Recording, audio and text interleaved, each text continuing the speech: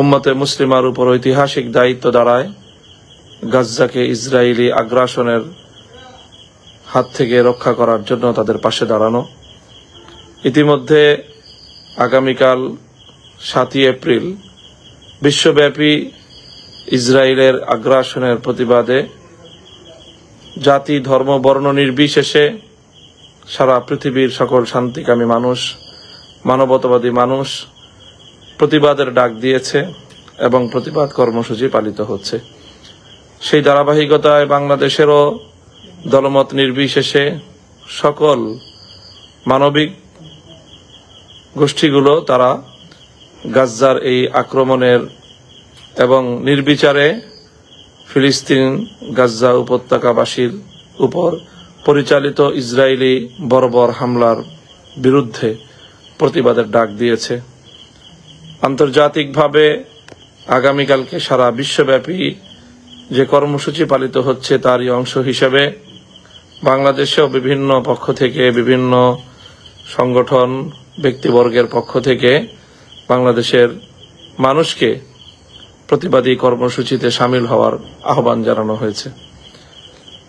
হেফাজতে ইসলাম বাংলাদেশের পক্ষ থেকেও ইতিমধ্যে দেশবাসীকে, সকল আলেম সমাজ, ছাত্র জনতা এবং সর্বস্তরের ধর্মপ্রাণ মানুষ, জাতি ধর্ম নির্বিশেষে সকল মানব গোষ্ঠীকে আগামীকালের প্রতিবাদী কর্মসূচিতে অংশগ্রহণ করে গাজাবাসীর প্রতি সংহতি এবং সমবেদনা প্রকাশ করার জন্য উদাত্ত আহ্বান জানিয়েছেন হেফাজতে ইসলাম বাংলাদেশের মহতারাম আমির আল্লামা শাহ মুহিবুল্লাহ বাবুনগরী হাফিজাহুল্লাহ তাআলা। আমরা আশা করি যে হেফাজতে ইসলাম সহ আলেম সমাজ এবং সকল রাজনৈতিক নেতৃবৃন্দ, দলমত নির্বিশেষে সকল গোষ্ঠীর পক্ষ থেকে, গোটা বাংলাদেশের মানুষের পক্ষ থেকে এবং গোটা মুসলিম উম্মার পক্ষ থেকে ইসরায়েলি বর্বর হামলার বিরুদ্ধে আগামীকালের আহুত এই প্রতিবাদ কর্মসূচিতে আমরা সকলেই অংশগ্রহণ করব। সুদূর এই বাংলাদেশের প্রান্ত থেকে হয়তো আমরা গাজ্জাবাসীর প্রতি তেমন কোনো সহযোগিতা আমরা করতে পারবো না, কিন্তু আমরা অন্তত সান্ত্বনার বাণী, বাংলার বার্তা, সান্ত্বনার বার্তা আমরা এই সুদূর বাংলাদেশ থেকে গাজ্জাবাসীর প্রতি আমরা প্রেরণ করতে পারি এবং ইসরায়েলি বর্বরতার বিরুদ্ধে আমরা বিশ্ব বিবেকের সঙ্গে সহমত পোষণ করে একটি বিশ্ব জনমত আমরা গড়ে তুলতে পারি। ইসরায়েলি সকল পণ্য বর্জনের ডাক দেওয়া হয়েছে।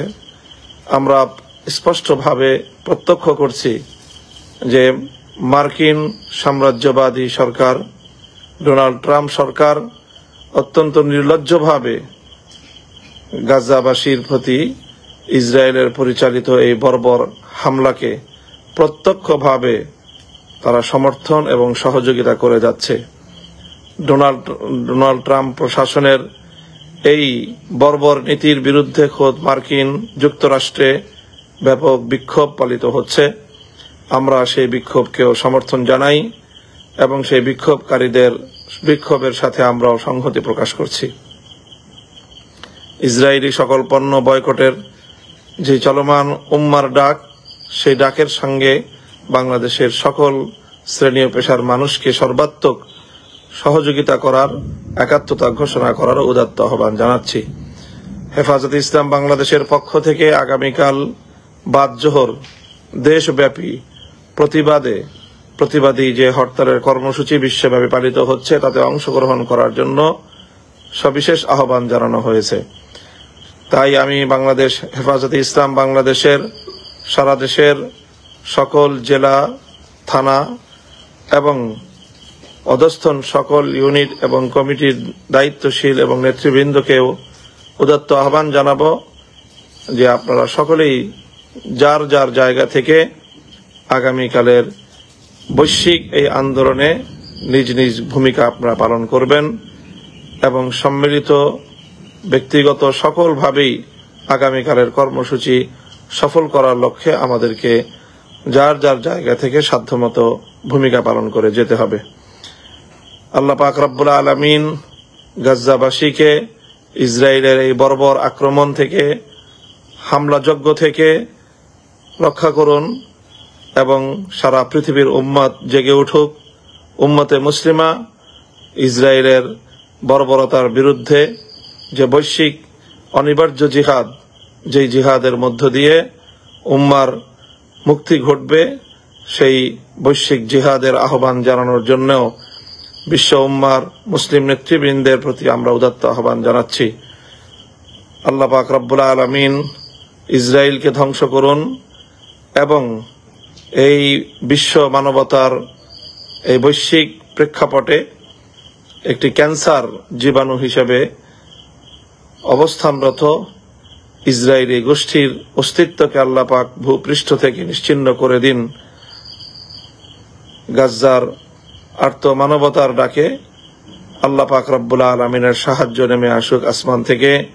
সারা পৃথিবীর উম্মতে মুসলিমা ঐক্যবদ্ধভাবে এই বর্বরতার বিরুদ্ধে রুখে দাঁড়াক, সেই কামনা করে, দোয়া করে, প্রত্যাশা ব্যক্ত করে এবং আগামীকালকের কর্মসূচিতে দল মত নির্বিশেষে গোটা বাংলাদেশের পক্ষ থেকে এবং উম্মতে মুসলিমার পক্ষ থেকে সকলকে অংশগ্রহণ করার উদাত্ত আহ্বান জানিয়ে শেষ করছি আজকের বক্তব্য।